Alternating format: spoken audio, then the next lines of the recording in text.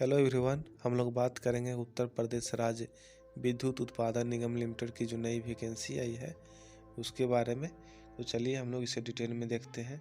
यह जो आवेदन है आप ऑनलाइन कर सकते हैं। अगर आप किसी भी स्टेट से हैं, अगर यूपी के अलावा अगर किसी भी आप स्टेट से हैं तो इसे आप अप्लाई कर सकते हैं। चलिए इसमें हम लोग देखेंगे क्या क्या पोस्ट है। तो इसमें जो पोस्ट है अवर अभियंता प्रशिक्षु का है। इसका जो टोटल पोस्ट है इसमें आंतरिक विद्युत इलेक्ट्रॉनिक्स कंप्यूटर साइंस का इसमें पोस्ट है।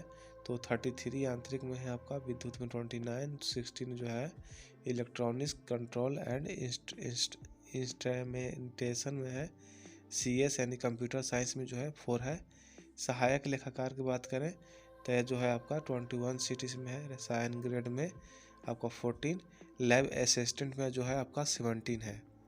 आगे हम लोग देखेंगे इसमें यह जो है आरक्षण का यहाँ पे लिखा हुआ है कि उत्तर प्रदेश राज्य का जो मूल निवासी हैं उन्हीं को आरक्षण मिलेगा। अगर आप अन्य प्रदेश से हैं और आप SC/ST से बिलोंग करते हैं तो आपको जनरल अनरिजर्व कैटेगरी में रखा जाएगा। यहाँ पे लिखा हुआ देखिए कि अनारक्षित वर्ग के अंतर्गत आपको आवेदन लिया जाएगा। आगे हम लोग देखेंगे इसमें वेतन कितना है। तो वेतन जो आपको है इसमें अवर अभियंता का तो पे लेवल जो है आपका 7 के तहत जो है आपका 44,900 रुपया प्रारंभिक वेतन होगा। सहायक लेखाकार में जो है लेवल 5 के अंतर्गत 29,800 रुपया है यहाँ पे आपका। रसायन ग्रेड द्वितीय का जो है आपका पे लेवल 6 के तहत 36,800 रुपया इसका प्रारंभिक वेतन है। लैब असिस्टेंट का जो है 27,200 रुपया आपका यहाँ पे मंथली पेमेंट है। एप्लीकेशन खोज रहा है फॉर जूनियर इंजीनियर के लिए। तो आपको बोल रहा है यहाँ पे हिंदी जो है आपका आना चाहिए। देवनागरी स्क्रिप्ट जो है आपको उसका नॉलेज होना चाहिए। प्लस में 3 साल का डिप्लोमा सर्टिफिकेट होना चाहिए इंजीनियरिंग फील्ड में, चाहे वो कंप्यूटर साइंस का हो या फिर इलेक्ट्रिकल का या फिर मैकेनिकल का। आपका 3 साल का डिप्लोमा सर्टिफिकेट खोज रहा है इंजीनियरिंग अगर आप किए हैं इन सभी फील्डों से तो आपका यहाँ पे अप्लाई करना होगा। अब यहाँ पे असिस्टेंट अकाउंटेंट का पोस्ट जो है इसके लिए एलिजिबिलिटी जो है आपका तो बैचलर डिग्री होना चाहिए कॉमर्स में, तो इसे आप अप्लाई कर सकते हैं। केमिस्ट ग्रेड द्वितीय का जो पोस्ट है उसके लिए MSc डिग्री होना चाहिए केमिस्ट्री में, तो आप इसे अप्लाई कर सकते हैं। लैब असिस्टेंट के लिए इंटरमीडिएट पास होना चाहिए केमिस्ट्री के साथ, और या तो फिर आपका ग्रेजुएशन जो है वो आपका साइंस यानी केमिस्ट्री जो उसमें है सब्जेक्ट होना चाहिए। अब हम लोग एज क्राइटेरिया की बात करें तो इसमें जो है आपका एज जो है आपका अवर अभियंता के लिए न्यूनतम 18 साल होना चाहिए और जो है अधिकतम 40 वर्ष।